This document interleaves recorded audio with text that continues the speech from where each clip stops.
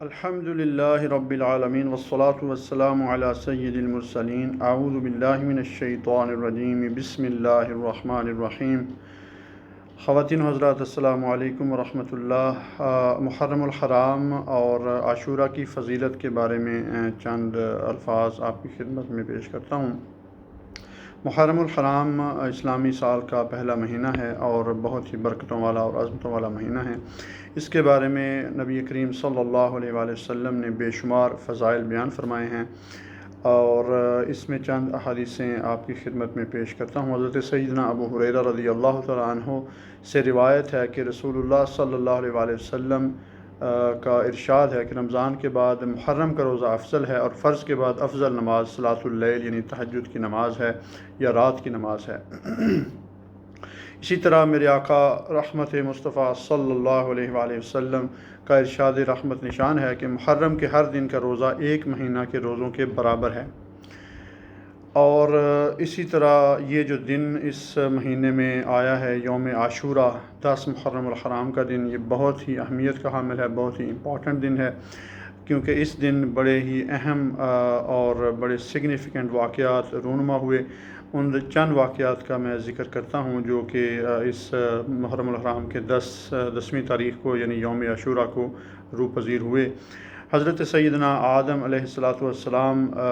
کو اسی دن پیدا فرمایا گیا، یعنی 10 محرم الحرام عاشورہ کے دن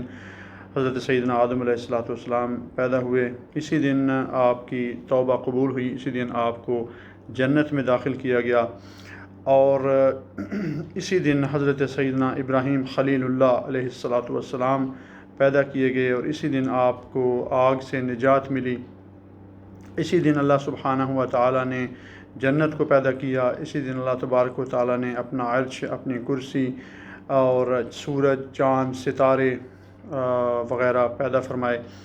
اور اسی دن حضرت سیدنا عیسیٰ علیہ السلام پیدا کیے گئے اور اسی دن حضرت سیدنا موسیٰ کلیم اللہ علی نبینا علیہ السلام اور آپ کی امت کو فرعون سے نجات ملی اور فرعون اپنی قوم سمیت غرق ہوا، اور حضرت سیدنا عیسیٰ علیہ السلام کو اسی دن آسمانوں کی طرف اٹھایا گیا، اور اسی دن حضرت سیدنا نوح علیہ السلام کی کشتی کوہ جودی پر ٹھہری۔ اسی دن حضرت سیدنا سلیمان علیہ السلام کو عظیم ملک عطا فرمایا گیا، اور اسی دن حضرت سیدنا یونس علیہ السلام مچھلی کے پیٹ سے نکالے گئے۔ اسی دن حضرت سیدنا یعقوب علیہ السلام کی بینائی کا ذوف نور ہوا، اور اسی دن حضرت سیدنا یوسف علیہ نبینا علیہ السلام گہرے کنویں سے نکالے گئے۔ اسی دن حضرت سیدنا ایوب نبی نبینا علیہ السلام کی تکلیف رفع کی گئی، اور آسمان سے زمین پر سب سے پہلی بارش بھی اسی دن نازل ہوئی۔ اسی دن کا روزہ امتوں میں مشہور تھا، یہاں تک کہ یہ بھی کہا گیا کہ اس دن کا روزہ رمضان سے پہلے فرض تھا، پھر منسوخ کر دیا گیا۔ اور اس کے بعد ایک بہت بڑا واقعہ اور سانحہ جو حضرت سیدنا امام حسین رضی اللہ تعالی عنہم اور آپ کے عزیز و اقارب اور رفقا اور آپ کی اولاد کو بڑے ظلم و ستم کے بعد اور 3 دن کے بعد پیاسا رکھنے کے بعد شہید کر دیا گیا میدان کربلا میں، یہ واقعہ بھی اسی دن روح پذیر ہوا۔ تو اس حوالے سے یہ دن بہت ہی اہمیت کا حامل ہے، اور اگر ان واقعات کی طرف نظر دوڑائی جائے تو ہمیں معلوم ہوگا کہ اس دن بڑے اہم واقعات پیش آئے، اور ان میں سے زیادہ تر واقعات وہ تھے جس میں انبیاء کرام علیہ السلام کو تکلیفات سے، مشکلوں سے، مصیبتوں سے نجات ملی۔ تو یہ دن جو ہے وہ اس کو بالکل بھی فضول چیزوں میں اور سوشل میڈیا وغیرہ اور اس طرح کی دوسری چیزوں میں ضائع نہیں کرنا چاہیے، اور کوشش کرنی چاہیے کہ اس دن نیکیوں میں مصروف رہیں، تلاوت کلام پاک اور درود السلام وغیرہ میں اور عبادت وغیرہ میں مشغول رہنے کی کوشش کی جائے۔ اسی طرح اس دن کے بارے میں ایک اور روایت پیش خدمت ہے۔ حضرت سیدنا عبداللہ بن مسعود رضی اللہ تعالیٰ عنہ کہتے ہیں کہ نبی کریم رحمت عالم صلی اللہ علیہ وآلہ وسلم نے فرمایا ہے کہ جو شخص عاشورہ کے دن اپنے بال بچوں کے کھانے پینے میں خوب زیادہ فراخی اور کشادگی کرے گا، یعنی زیادہ کھانا تیار کر کے یا خرید کر ان کو پیٹ بھر کر کھلائے گا، تو اللہ سبحانہ و تعالیٰ سال بھر تک اس کے رزق میں وسعت اور خیر و برکت عطا فرمائے گا۔ اور اسی طرح مختلف مفسرین نے اور علماء نے اس بارے میں کلام کیا، جیسے مفسر شہیر حکیم الامت حضرت مفتی احمد یار علیہ الرحمہ فرماتے ہیں کہ محرم کی 9ویں اور 10ویں کو روزہ رکھیں تو بہت زیادہ ثواب پائیں گے، اور بال بچوں کے لیے 10ویں محرم کو اچھے اچھے کھانے پکائے تو انشاءاللہ عز و جل سال بھر تک گھر میں برکت رہے گی۔ اور بہتر یہ ہے کہ حلیم، جس کو کھچڑا بھی کہا جاتا ہے، وہ پکا کر حضرت سیدنا امام حسین رضی اللہ تعالیٰ عنہ کی فاتحہ کی جائے، ان کے لیے ایصال ثواب کیا جائے اور فقراء غرباء اور اقرباء کو کھلایا جائے۔ اور اسی طرح حضرت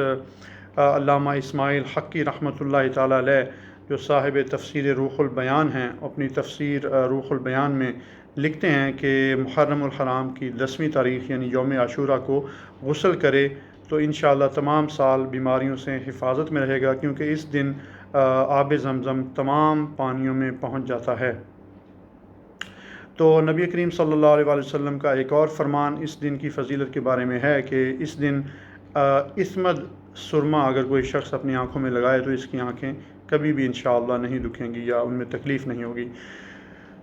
اس دن کی خیرات کی بھی بے شمار برکات ہیں، جیسے ایک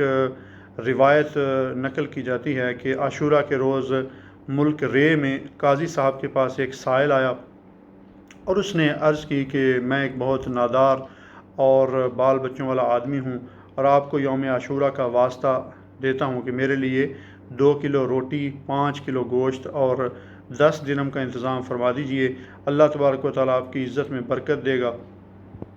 قاضی صاحب نے کہا کہ ظہر کے بعد آنا۔ فقیر ظہر کے بعد آیا تو کہا عصر کے بعد آنا۔ وہ عصر کے بعد پہنچا تب بھی کچھ نہیں دیا، خالی ہاتھ ہی اس کو ٹرخا دیا۔ فقیر کا دل ٹوٹ گیا،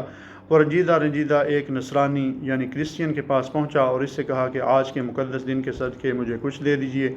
اس نے پوچھا آج کون سا دن ہے؟ تو اس نے بتایا کہ آج یوم عاشورہ ہے۔ یہ کہنے کے بعد اس نے عاشورہ کے کچھ فضائل ذکر کیے اور اس کی عظمت کا کچھ بیان کیا اور واسطہ دیا۔ تو اس نصرانی کرسچین نے جو بھی ان کی ضرورت تھی وہ پوری کر دی، بلکہ اس سے بھی کچھ زیادہ اس سائل کو عنایت فرمایا، جیسے اس نے 10 درہم کی بجائے 20 درہم عنایت کیے اور 5 کلو گوشت کی بجائے اس نے جو ہے وہ تقریباً 100 کلو گوشت روایت میں آتا ہے کہ اس نے ان کی خدمت میں پیش کیا۔ تو یہ سائل جب چلا گیا اور اس رات جو قاضی صاحب تھے جنہوں نے اس سائل کو کچھ نہیں دیا تھا اور بار بار ایسے ہی یعنی جو ہے وہ ٹال مٹول کرتے رہے، تو ان کو اس رات خواب آئی اور خواب میں انہوں نے کیا دیکھا کہ ایک 2 عالی شان محل ان کو نظر آئے، اور ان میں سے ایک جو ہے وہ چاندی اور سونے کی اینٹوں کا بنا ہوا اور دوسرا سرخ یاقوت کا۔ تو انہوں نے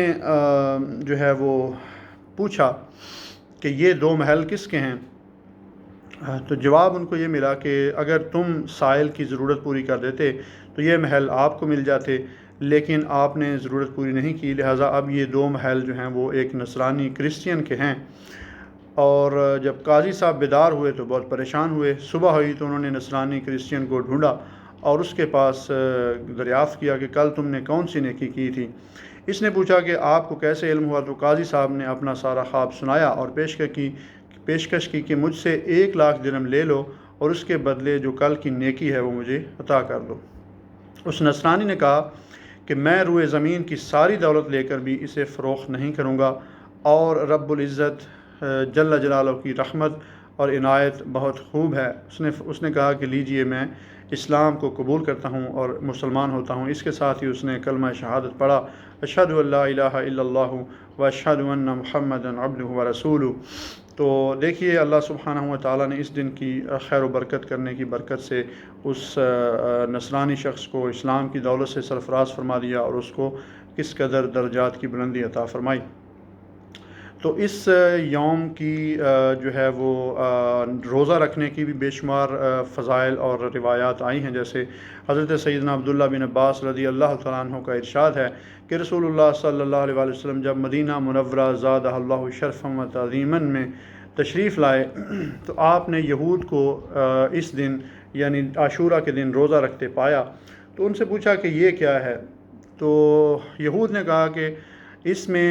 موسیٰ علیہ السلام اور ان کی قوم کو اللہ تعالیٰ نے نجات دی تھی، تو اس لیے ہم شکرانہ کے طور پر روزہ رکھتے ہیں۔ تو نبی کریم صلی اللہ علیہ وآلہ وسلم نے ارشاد فرمایا کہ حضرت موسیٰ علیہ السلام کی موافقت کرنے میں یعنی ان کی طرح عمل کرنے میں ہم تم سے زیادہ قریب ہیں، تو لہٰذا آپ نے خود بھی روزہ رکھا اور روزہ رکھنے کا حکم ارشاد فرمایا۔ اور ایک دوسری روایت میں نبی کریم صلی اللہ علیہ وآلہ وسلم نے ارشاد فرمایا کہ یہود کی مخالفت کرو اور یوم عاشورہ کے دن اور اس سے ایک دن پہلے یا اس سے ایک دن بعد روزہ رکھو، تو بہتر یہ ہے کہ 9 محرم کا بھی روزہ رکھا جائے اور 10 محرم الحرام کا بھی روزہ رکھا جائے، اور اگر 9 کا نہ رکھ پائیں تو پھر 11 محرم الحرام کا بھی روزہ رکھ لیا جائے، 10 اور 11 کا۔ تو ایک اور حدیث شریف میں نبی کریم صلی اللہ علیہ وآلہ وسلم کا فرمان عظمت نشان ہے کہ اس دن روزہ رکھنے کی برکتوں سے پچھلے گزشتہ 1 سال کے گناہوں کی بخشش ہو جاتی ہے یا کفارہ ہو جاتا ہے۔ تو اللہ سبحانہ و تعالی ہمیں اس دن روزہ رکھنے، اس دن خوب تلاوت کلام پاک اور درود و سلام وغیرہ اور عبادت میں مشغول رہنے کی توفیق عطا فرمائے،